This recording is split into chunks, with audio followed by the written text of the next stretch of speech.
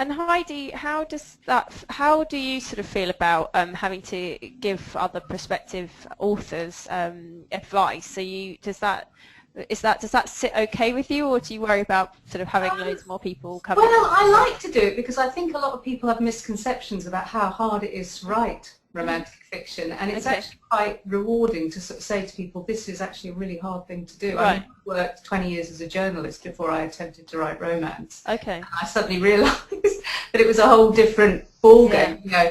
And so it's in that respect, and the funny thing is romantic fiction in particular gets a pretty raw deal, I think, from the media generally. It's always considered to be, you know, some kind of very low genre. Okay. Mostly, I think, because women read it and most write it, you know. So it's always undervalued, and for me, it's a good chance to sort of get the message out there that this is actually a really, you know, it's a difficult craft to learn, as is writing any kind of genre fiction, but also romance.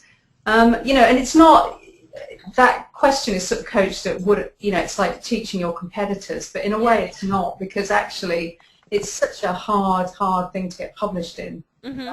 So, you know, any help I can give, because I got a lot of help, and the romance community generally is very supportive like that. I got a lot of help from published authors before I got published, so I don't mind giving something back. Right, okay. And I have to say, the Mills Boon, like the amazing cool thing we've got about the brand is that our authors do feel part of a community, and our readers feel part of that community, and quite often our sort of readers can become our writers. And I think we've got from like dinner ladies to doctors who now write for us, and it is not sound cliche, but we are like a big community that work together. Yeah, I would add to that one of the biggest problems with people who are trying to write romantic fiction is that they don't even read it. You know, and you can only become a writer of romantic fiction if you love reading it, in my opinion. Okay. Right, so this is the hard part then. Let's talk a bit about what I've done and you know, any advice and any good points, bad points, and what you thought about it.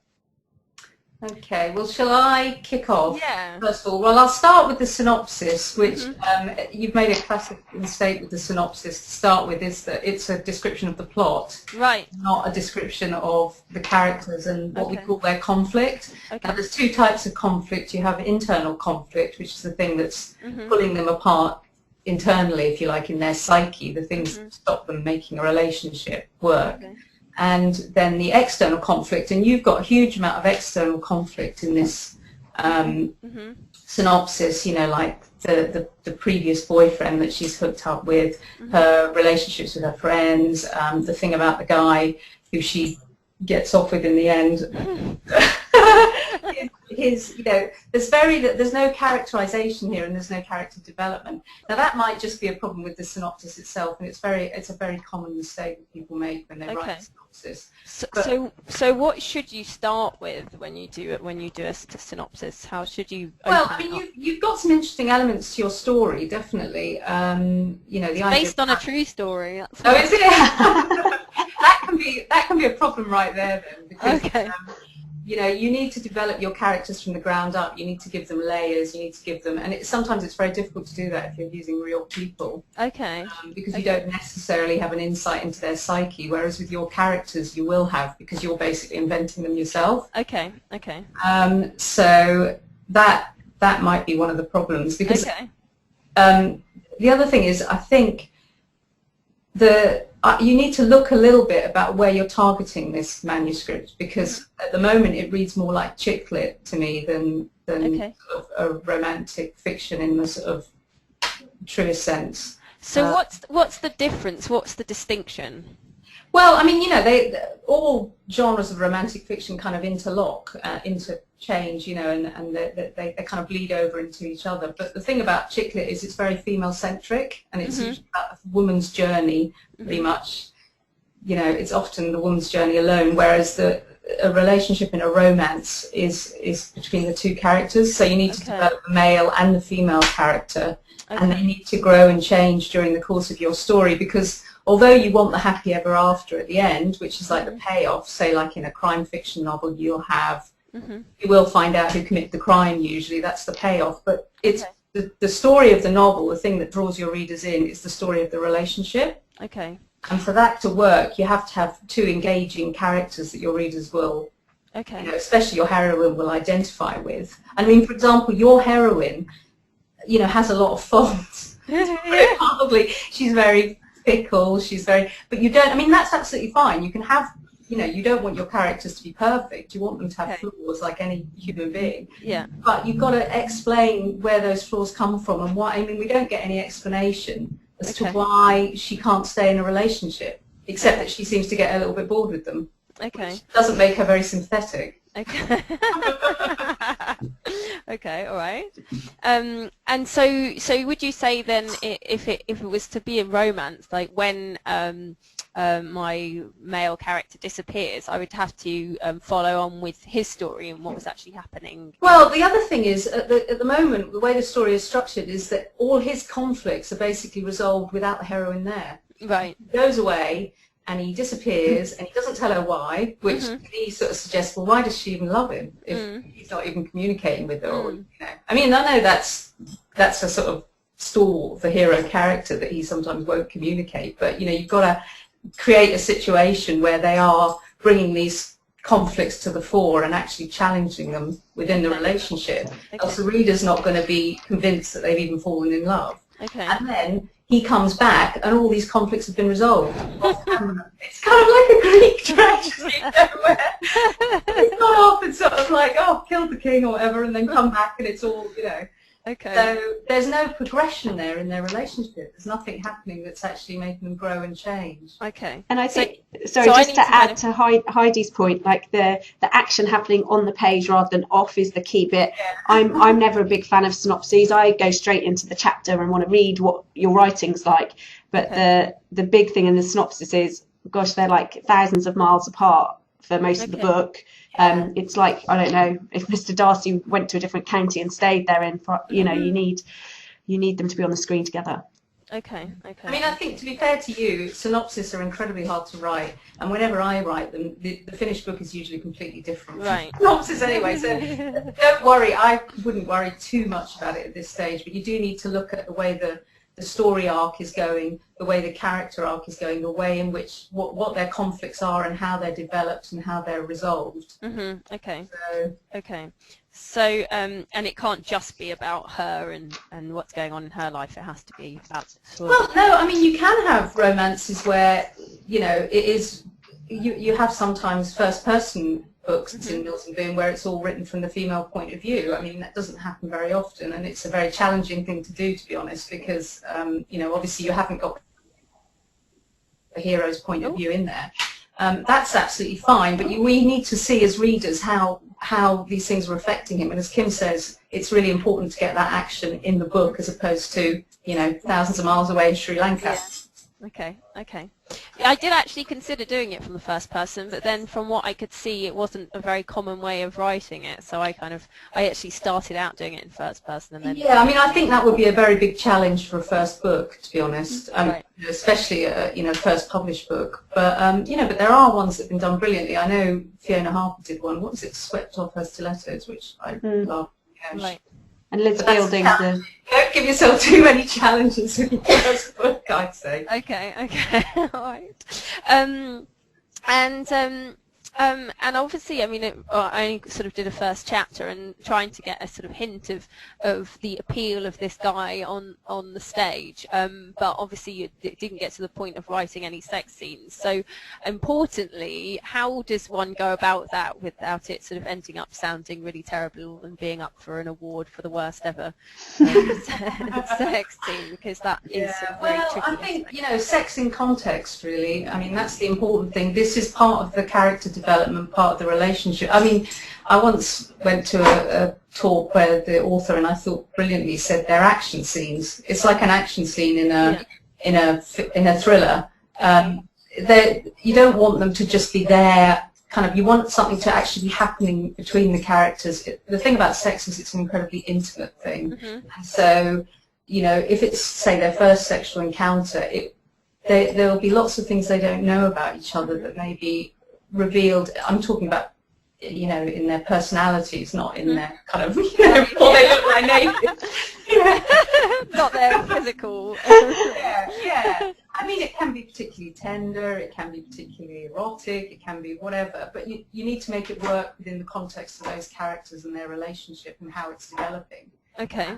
You know, the thing about that kind of intimacy is it does, you know, it's hard to build it. It can be very revealing in a relationship for the two characters. Okay. And I think, oh, sorry. Sorry, no, go ahead. I was just going to say, I think a sex scene in a different, each story fulfills a different act, if you like. Like in 50 Shades of Grey, it actually did bring on the characterization and is quite a good example of where sex does build on characters. And for different reasons in a different story, it might be to reveal something about the characters, it might be to show a change in their relationship, it might be to add a bit of fun and or to break the tension. So it's whatever you're using it for, it needs to be doing something with the plot or the characters. Okay. So what are the sort of fatal flaws of those scenes? Where do they go horribly wrong? I'll give you an example of it. In your synopsis, you say that you know, he comes back having been away, having not told her where he's been or anything. Yeah. And suddenly they're peeling each other's clothes off. Yeah, I thought you might have a comment about that. I mean, it could work if there was a real feeling that she'd really missed him physically, and it was, you know, really pivotal. But it doesn't ring true at all because. You know, why would she suddenly be sleeping with him without him? And then there's basically no confrontation, if you like. She just waits for him to tell her what's happened. She's completely passive in that situation. Yeah. Okay. So a good example of a sex scene that wouldn't work, I would think that would be really hard to write convincingly, because why would she in that situation, or he for that matter, having gone through this terrible conflict at home with his brother's wife and whatever, you know, it just doesn't, you need to build up the sexual tension, you need to build up the sensuality so that the sex seems believable. Okay. And I don't think that necessarily means that all sex has to be romantic. It can be, as I said earlier, for any reason. And I think that's a big mistake new writers make, is that it has to be sort of this Mills and Boon romantic sex. I think fantasy for every woman is different, and that's what a really good sex scene can deliver. It'll depend on. I mean, I've had different books. I've had books where the characters are basically at it fairly early on in the book, because they're just really attracted to each other physically, and then later on, the layers of the relationship, the layers of the characters are revealed in other ways, but also through the sexual relationship. And in other books, it's taken much, much longer for them to reach that first, full sexual encounter. Okay. So would you ever get a sex scene in the first chapter, or is that sort of... Yeah, of course. Yeah, I've actually had a book that I've just finished that is coming out in November. They've actually had their first sexual encounter in a closet. She's got pregnant before the start of the book. Okay. So, it's all about getting into that relationship and looking at the conflicts there. They're very physically attracted to each other, these two people. So, in a way, that first sexual encounter, although it's important, it's not, it's not, I didn't need to describe it in the book. Right. Okay. But would you ever sort of have the opening paragraph, is there actually having sex, or is that that could happen? You could do, yeah. But when you sort of start thinking about your characters, do you think at that point about what the sex means to them and what the sex scenes are going to be and how they're going to work? Is that part of the process of working out what the character is? Yes, so. I mean, they are usually physically attracted to each other in a romance, to be honest. That's if they weren't, it would be. But, having said that, that's not always the case, yeah. Sometimes it can grow gradually. But in my books, usually they are quite physically attracted to each other right from the start. But that can create barriers as well as, that can create problems. Okay. I wouldn't say the physical attraction is part of the relationship, but really the first thing you start building on is, when I'm building it, obviously this is my personal process, it's different for every writer, but when I'm thinking of characters, first of all I'm thinking about their backstory, where do they come from, who are they, what ambitions do they have in life, what things are they really scared of, what things are they really, and you have to build the characters from there. Okay. And sorry, just writing some notes. And what about when you actually write them? How do you kind of make sure that it's sort of not an embarrassing process to actually write those scenes? Well, I mean, I generally don't get embarrassed. I know some writers that do, that, you know, like to close the door and all that kind of stuff. But, well, you know, I think of it really as, I mean, it's not me having sex; it's the characters having sex to start. So it's like you're kind of in your characters' personalities, if you like. But you know, it sounds all a bit schizophrenic, but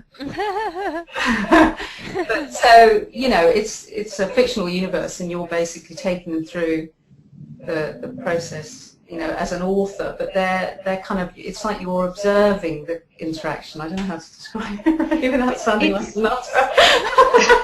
We've talked about it in writing workshops before, and it's like if you ask a thriller writer whether they've ever killed someone, you don't expect them to have killed someone to write an amazing, like, gruesome murder scene in the same way. You don't ask. It's about using your imagination, really. Yeah. Okay. I mean, you know, I read a lot of romantic fiction, and I know when I'm reading it, the scenes that I really enjoy reading, you know, why do I enjoy reading? You can think about all that sort of stuff when you come to construct your own scenes. But really, it's funny because people ask a lot of questions about writing sex scenes, but that, to me, is one of the very, you know, that isn't the most important part of the process, really. Okay. It's very much, that's just a part of the process. It's kind of, building your characters convincingly will give you convincing sex scenes. Okay. And do they all have to have some sex in them, or do they not? These I'll give it over to you, Kim. No, definitely not. I think, as we said, each story and each relationship is going to get resolved in a different way. And if it's a highly sexual relationship and that's part of the resolution, then yes. Others might be more romantic, and actually just sort of a kiss and a wedding at the end of the story is right for that couple and that emotional scenario. Yeah, I mean, I have had couples that, you know, using their sex and the sexual attraction to avoid actually thinking about the relationship, you know. Okay. So yeah, it can be like that. Quite realistic. Yeah. Yeah, but I think as a writer, as a writer, you have to understand what you're comfortable with, because it will be really apparent to the reader if you're not comfortable writing those scenes at that level of sexuality or sensuality, if you like.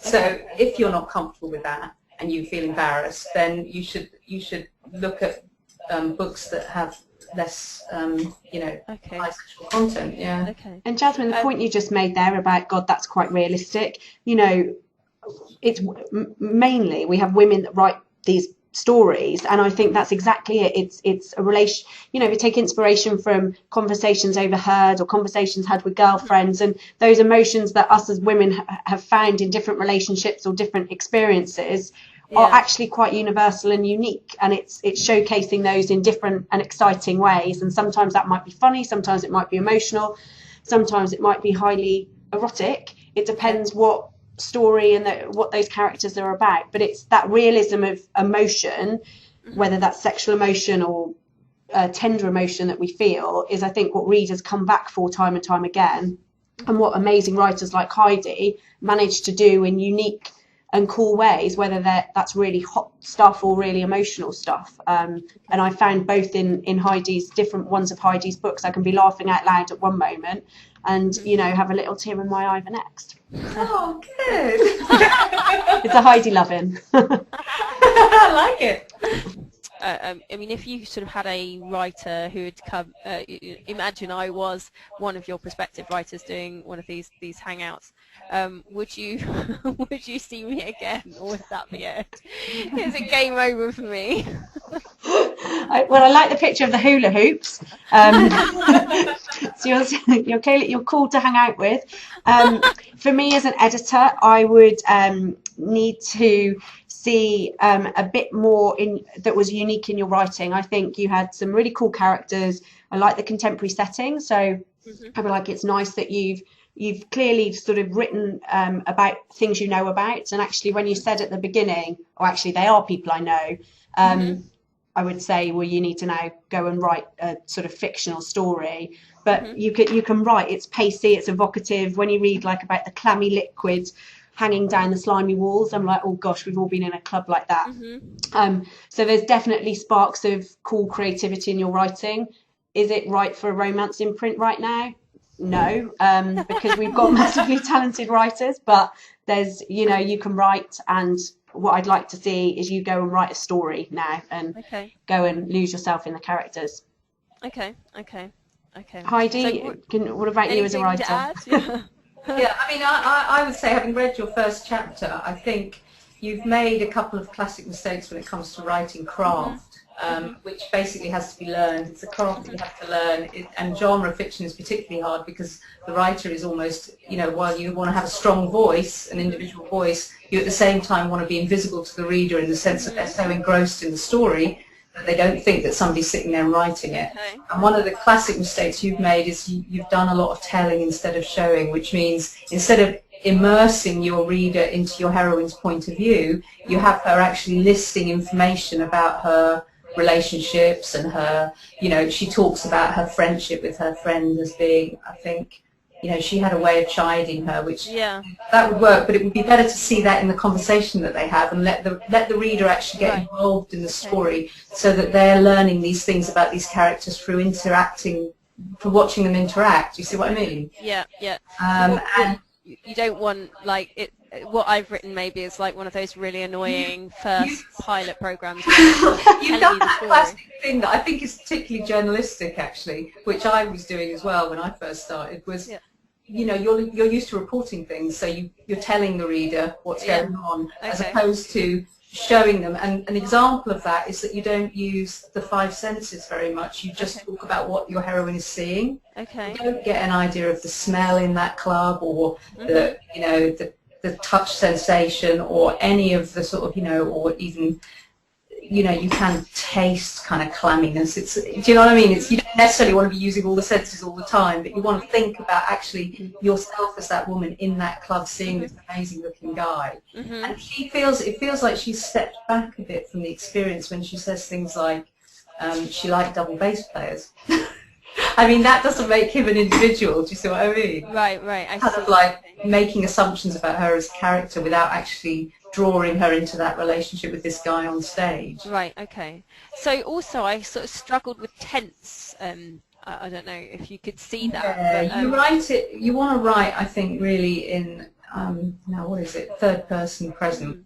So, yeah. And sometimes, I mean, I tend to cut up my writing with actual internal thought straight out, so you just put it in italics and say what exactly they're thinking at the time. Yeah.